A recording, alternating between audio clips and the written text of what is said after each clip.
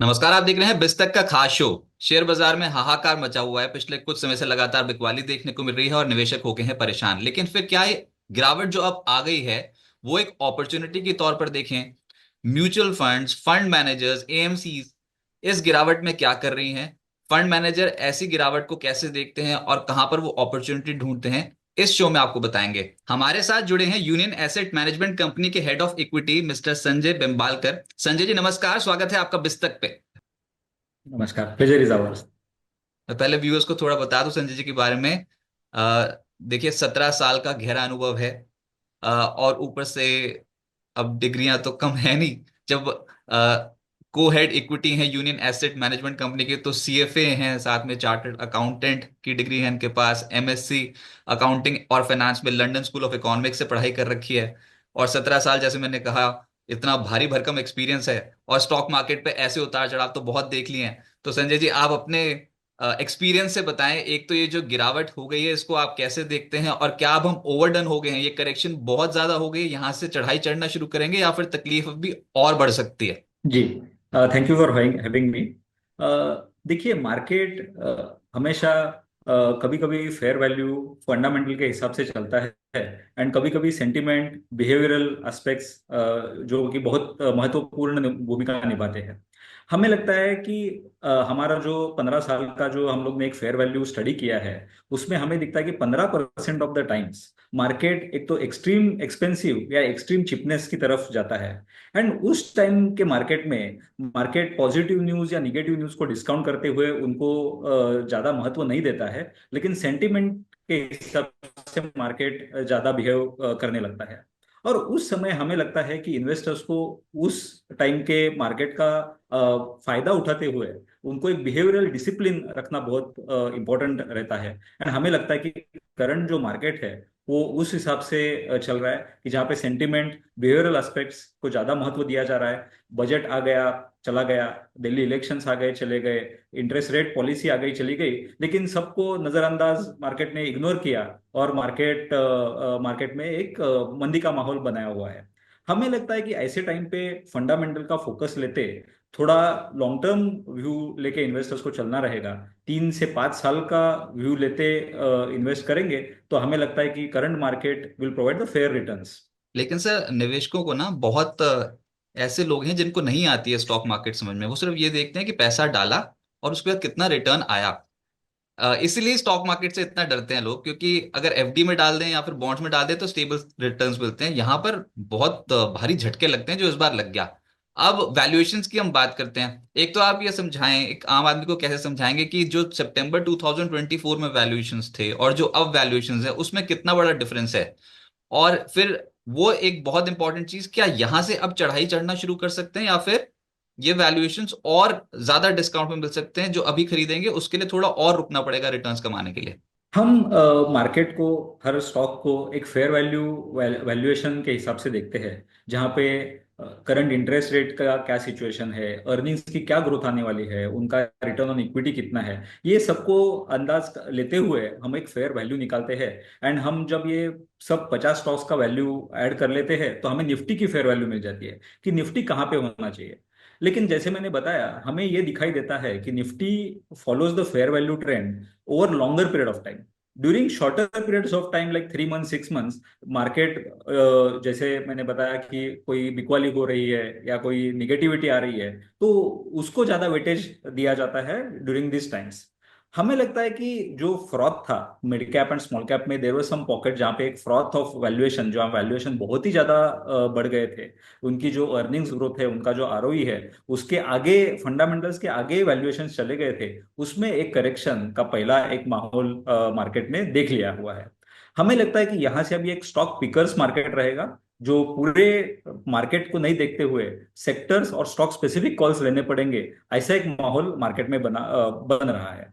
हमें लगता है कि large caps are better off. Large cap में जो डिस्काउंट अभी after from the 52 week high जो दिखाई दे रहा है, हमें लगता है कि लार्ज कैप का वैल्यूएशन एक फेयर वैल्यू और रीजनेबलनेस की तरफ जाता हुआ हमें दिखता है। FY 25 की अर्निंग्स ग्रोथ जो थी, जब हम लोग ने चालू किया FY 25 अप्रैल 24 में, तब एक्सपेक्टेशन ऐसा था कि लार्ज कैप में 12 से 13% की अर्निंग ग्रोथ आएगी। वहां से वो डिरेट हो के अभी 4 साढ़े 4% की अर्निंग्स ग्रोथ हम FY 25 में देख रहे हैं। लेकिन FY 26 जो कि अगला साल है, वापस अर्निंग ग्रोथ अराउंड 13 to 14% का अर्निंग ग्रोथ हम निफ्टी निफ्टी इंडेक्स में देखने को हमें मिल रही है। तो हमें लगता है कि current market is reasonably valued from the large cap perspective. In mid cap and small cap there are some pockets जहां पे हम लोग को स्टॉक स्पेसिफिक कॉल लेना पड़ेगा rather than on the index. लेकिन सर ये एफआईज इतना क्यों रूठ गए हैं, और ये वापस आएंगे इतनी जल्दी या फिर नहीं आएंगे? जी, आपका ऑब्जर्वेशन एकदम सही है। FIIs ने बहुत जोरदार बिकवाली की है, particularly if you look at month of January and current month of February. एक बहुत ही जोरदार बिकवाली FI के डेज से हमें दिखाई दी है। लेकिन FII आप देखोगे तो ग्लोबल इन्वेस्टर्स जो है वो ग्लोबल इंटरेस्ट का अंदाज लेते हुए, जो करेंसी है उसका अंदाज लेते हुए इन्वेस्ट करते हैं। जब आपको दिखाई दे रहा है कि निफ्टी की अर्निंग्स ग्रोथ डिसलरेट हो रही है एंड एक ग्लोबली एक थोड़ा अनसर्टन का माहौल बना हुआ है, तब US डॉलर इंडेक्स जो DXY जो globally followed US dollar index है, वो भी from 100 levels to around 108 levels के आसपास चला गया। एंड उसका इम्पैक्ट हमारे करेंसी भी आया, जो रुपी डेप्रिसिएशन हमें दिखाई दिया। तो हमें लगता है कि अभी रुपी स्टेबलाइज हो रहा है। गवर्नमेंट ने एक अच्छा बजट हमें दिया है। Earnings growth is likely to be good in FY 26। तो ये सब देख के हमें लगता है कि FIs will start looking at India in a positive way. अभी आप ही देखिए, 6 महीना पहले it was suppose to be India's decade, ये इंडिया का सेंचुरी उस हिसाब से बातें हो रही थी। और अभी आज सडनली एक बिकवाली का माहौल बन गया है। तो इसका इन्वेस्टर्स में, हमारे हिसाब से इन्वेस्टर्स को इसका एक फायदा उठाना चाहिए। ये फेजेस आती रहती है एंड हमारे हिसाब से एक अच्छा गाइडेंस लेके और अच्छा लॉन्ग टर्म व्यू लेके मार्केट में आना चाहिए। आपने बिल्कुल सही कहा। ये अभी थोड़े महीनों पहले देखते तो फिर ये भारत का दशक हो सकता है, ऐसी बातें हो रही थी, और अब कुछ कुछ और ही हो रहा है। लगातार पैनिक मचा हुआ है स्टॉक मार्केट में। लेकिन जो अब ज्यादा बातें होती है ना, वो सर डोनाल्ड ट्रंप की टैरिफ पॉलिसीज के ऊपर होती है। और अभी जो लेटेस्ट खबर है वो ये कि ये जो टेस्ला की एंट्री हो रही है इंडिया में, और उसके चलते हो सकता है कि ईवी पॉलिसी बन जाए, सरकार इसकी भी कुछ जल्दी घोषणा कर दे। लेकिन ये आप कैसे देखते हो, is it a threat? Donald Trump की जो टैरिफ पॉलिसी है, ये भारतीय इकोनॉमी के लिए और भारतीय स्टॉक मार्केट के लिए कितना बड़ा थ्रेट हो सकती है? जी, मैं इसको थ्रेड से ज्यादा एक वोलाटिलिटी ऐसे बोलूंगा। क्योंकि जब हम लोग ग्लोबल मार्केट में काम कर रहे हैं, हमारी IT कंपनियां हैं, हमारी ऑटो कंपनीज है जो ग्लोबल मार्केट में काम करती है, तो उनको सिर्फ पॉलिसी या गवर्नमेंट के ऊपर डिपेंड होना नहीं पड़ता है। उनको उल्टा कॉस्ट रिडक्शन, इफिशिएंसी, ऐसे जो स्ट्रॉन्ग कैटेगरीज रहते हैं, स्ट्रॉन्ग ट्रेंड्स रहते हैं, उसके ऊपर उनको ये बिजनेस खड़ा करना पड़ता है। तो मैं ऐसे कहूंगा कि ये ट्रेंड्स जो है टैरिफ के हिसाब से या फिर कोई गवर्नमेंट पॉलिसी चेंजेस, ये तो होते रहेंगे। एंड बहुत सारे इंडस्ट्रीज ने ये उतार चढ़ाव ऑलरेडी देखे हुए हैं। हमारे हिसाब से इंडिया एक अच्छे efficient market, including from promoter side से लेके कैपिटल एम्प्लॉयमेंट से लेके एम्प्लॉयमेंट जनरेशन से लेके एंड इफिशिएंसी से लेके एक उभरता हुआ हमें दिख रहा है। हमें लगता है कि we have to give some time for Indian manufacturers to put their footprint on the global map. तो हमें लगता है कि ये ट्रेंड चलता रहेगा। संजय सर, इस बार का जो बजट आया, बजट 2025, उसमें वित्त मंत्री ने बहुत बड़ी बड़ी घोषणाएं की। सबसे बड़ी घोषणा तो यही थी कि 12 लाख तक की आमदनी पर टैक्स माफी। इस बजट को आप कैसे देखते हो? क्या इस बजट की वजह से कंजम्पशन सेविंग्स को बढ़ावा मिलेगा, या फिर ये एक पॉपुलिस्ट बजट था? नहीं, ये बजट हमारे हिसाब से बहुत ही एक बैलेंस्ड बजट था, जहाँ पे गवर्नमेंट ने कैपिटल एक्सपेंडिचर से लेके रेवेन्यू एक्सपेंडिचर को भी फोकस किया। Eight the same time physical deficit भी एक कंट्रोल रखते हुए उन्होंने एक बजट को एक अलग सी अच्छी सी दिशा दी है। हमें लगता है कि इसका बहुत बड़ा फायदा इंडियन कंज्यूमर्स को होने वाला है। आपने जैसे बताया, जैसे टैक्स सेविंग जो हो रहा है, ये टैक्स सेविंग का एक बहुत बड़ा अमाउंट हमें लगता है कि इंडियन निवेशकों के और कंज्यूमर्स के हाथ में जो गिरने वाला है अगले साल से, वो एक मंथली इंस्टॉलमेंट के हिसाब से वो आएगा rather than at a one time. तो हमें लगता है कि इन्वेस्टर्स और कंज्यूमर्स इसको एक पॉजिटिव वे से देखेंगे। एंड इसका हमें लगता है कि एक business development, investment and consumption के ऊपर एक अच्छा पॉजिटिव इम्पैक्ट हमें लगता है कि होगा। तो ज्यादा पैसा हो सकता है कि म्यूचुअल फंड्स और स्टॉक मार्केट में भी आता हुआ नजर आए। उसमें सेक्टर के तौर पे देखेंगे तो हमें लगता है कि क्योंकि ये जो पैसा हाउस होल्ड्स को मिलने वाला है, वो हाउस होल्ड्स का बहुत सारा इनकम 25 से 50 लाख के कैटेगरी में है। तो कंज्यूमर स्टेपल्स जो एफएमसीजी जैसा सेक्टर रहता है, वहां पे हमें लगता है कि उसका एक इम्पैक्ट कम रहेगा। लेकिन जो कंज्यूमर डिस्क्रिशनरी सेक्टर है, ऑटो सेक्टर है, इवन फाइनेंशियल सेक्टर है, हम्म। कैपिटल मार्केट सेक्टर है, वहां पे इसका एक अच्छा बेनिफिट दिखाई हमें दे रहा है। अच्छा, मतलब कि फाइनेंशियल सेक्टर में हो सकता है कि ज्यादा इन्वेस्टमेंट जो है वो आता हुआ नजर आए। अच्छा सर, मुद्दा ये है कि जो अभी आप सेक्टर की बात कर रहे हो ना, पोस्ट बजट, ये बात तो हुई थी खपत को बढ़ाने वाली, और अब हमने देखा है कि निचले स्रोत से मार्केट में बहुत सारे स्टॉक्स में एकदम से, खासतौर से मिड कैप और स्मॉल कैप स्टॉक्स ने फिर से वापसी करनी शुरू कर दी है। 45 45 50% डाउन है मिड कैप और स्मॉल कैप स्टॉक्स। तो सर अभी कैसे चुनाव करें कि ये मिड कैप और स्मॉल कैप्स में दोबारा खरीदारी करें या ना करें, या फिर आपको अभी लगता है कि थोड़ा साइड लाइंस पे बैठे मिड कैप स्मॉल कैप्स में? हमारा view at union mutual fund, हम large cap, mid cap, small cap, ये तीनों कैटेगरीज का एक फेयर वैल्यू निकालते हैं। और हमें लगता है कि मिड कैप और स्मॉल कैप अभी भी थोड़े स्लाइटली ओवर वैल्यूड है। रिस्क रिवॉर्ड जो जितना रिटर्न बनेगा और कितना रिस्क है, वो मायने देख के हम लोग देखते हैं, तो हमें लगता है कि large caps are preferable in this market. At the same time हम निवेशकों को बता रहे हैं कि जो असेट एलोकेशन प्रोडक्ट्स है, वहां पे भी एक ध्यान दे। क्योंकि बहुत बार ऐसा होता है कि एक असेट क्लास जब अच्छा लगता है, बहुत सारा एलोकेशन वहां पे जाता है। जैसे कि आपने सही फरमाया, लास्ट 2 3 साल में equity allocation would have increase, and at the same time debt और गोल्ड को इग्नोर किया हो सकता है बहुत सारे पोर्टफोलियोज ने। तो हमें लगता है कि पोर्टफोलियो एलोकेशन, अपना जो असेट एलोकेशन है, वो भी, उसके ऊपर भी एक डिसिप्लिन अप्रोच रखना बहुत जरूरी है। अच्छा, एसेट एलोकेशन के ऊपर तो हम आपसे बात करेंगे कि किस तरीके से आइडियल एसेट एलोकेशन होनी चाहिए, लेकिन उससे पहले मैं अपने व्यूअर्स को बता दूं कि dual NFOs union asset management company ने लॉन्च किए हैं, यूनियन गोल्ड ईटीएफ और union gold ETF fund of fund. Sir एक तो आप ये बताएं कि आप गोल्ड पे अभी बुलिश हो, और ये हो क्या रहा है गोल्ड में, रिकॉर्ड पे रिकॉर्ड क्यों मारी जा रहा है, और ये जो दो ईटीएफ आपने लॉन्च किए, एक ईटीएफ यूनियन गोल्ड ईटीएफ और दूसरा union gold ETF fund of fund, क्या ऑब्जेक्टिव्स हैं और क्या बेनिफिट्स? ये दोनों फंड जो है, ये एक पैसिव गोल्ड फंड की तरह काम करेंगे। जो गोल्ड का रिटर्न है, वो उतना रिटर्न निवेशकों को, इन्वेस्टर्स को देने का। लॉन्च करने के टाइम पे हमारा ये उद्देश्य था कि बहुत बार असेट एलोकेशन इग्नोर किया जाता है। जैसे आप देख रहे हैं कि गोल्ड में with global uncertainty, trade war में जो अनसर्टनिटी चल रही है, ऊपर से जियोपॉलिटिक्स में जो अनसर्टनिटी चल रही है, उसको देखते हुए गोल्ड में बहुत सारा निवेश, इन्वेस्टमेंट्स जा रहे हैं।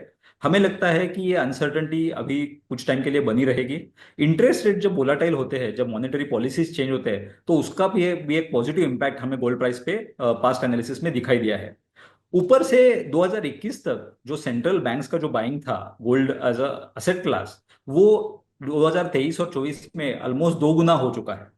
क्योंकि जो रशिया और यूएस के बीच में जो गिव एंड टेक हो रहा है, उसको देखते हुए Russian reserves were impounded by America, and उसके बाद एक अच्छी खासी buying gold as a reserve asset class central bankers ने करी है। तो हमें लगता है कि ये माहौल बना रहेगा कुछ समय के लिए, एंड वो कैप्चर करने के लिए हम लोग ने ये gold ETF and gold ETF fund of fund launch करे हैं। लेकिन सर कहाँ तक जाएगा गोल्ड, ये अगर मैं आपसे पूछूं तो क्या इसमें भी कोई फेयर वैल्यू निकल सकती है, या फिर ये बस अभी डोनाल्ड ट्रम्प की टैरिफ पॉलिसीज और जियो पॉलिटिकल अनसर्टेनिटीज की वजह से चलते ही चले जाएगा? हम यहाँ पर सुन रहे हैं कि 1 लाख रुपए का हो जाएगा गोल्ड घरेलू बाजार में। क्या उससे ऊपर के टारगेट्स भी हैं सर? तो गोल्ड आप देखेंगे तो गोल्ड का कोई अर्निंग्स नहीं रहता है। देर इज नो डिविडेंड और there is no income yield on the gold. Gold एक स्कैरसिटी एसेट है जिसका मूल्य, बिकॉज वो स्केर्स है, इसके लिए उसका एक मूल्य बनाया जाता है। जैसे कि विंटेज कार्स या अदर टाइप के एसेट्स। तो हमें लगता है कि इसका फेयर वैल्यू से अच्छा हम लोग उसको एक पोर्टफोलियो डाइवर्सिफिकेशन के हिसाब से सोच रहे हैं। हमें लगता है कि इन्वेस्टर्स को, निवेशकों को भी उसको एक डाइवर्सिफिकेशन, स्ट्रेटेजिक डाइवर्सिफिकेशन के हिसाब से देखना चाहिए। ठीक है सर, तो फिर एक बैलेंस पोर्टफोलियो कैसे बनाएं? जैसे किसी ने अगर म्यूचुअल फंड में इन्वेस्टमेंट कर रखा हो, एक तो वो परेशान है क्योंकि एसआईपीज में बहुत ज्यादा जो वो सोच के चल रहे थे वैसा हुआ नहीं, इस साल ड्रॉडाउन्स देखने को मिल रहे हैं म्यूचुअल फंड में भी, पोर्टफोलियोज में। एक तो आप उनको क्या मैसेज देंगे, और दूसरा अगर अभी बैलेंस्ड पोर्टफोलियो बनाना हो तो क्या आइडियल अप्रोच होनी चाहिए? सो मैसेज के तौर पे मैं ये कहना चाहूंगा, जो हम हमेशा कहते आ रहे हैं कि इक्विटी एक लॉन्ग टर्म एसेट क्लास है, जहां पे आपको रिटर्न मैक्सिमाइजेशन का एक सोच होना चाहिए।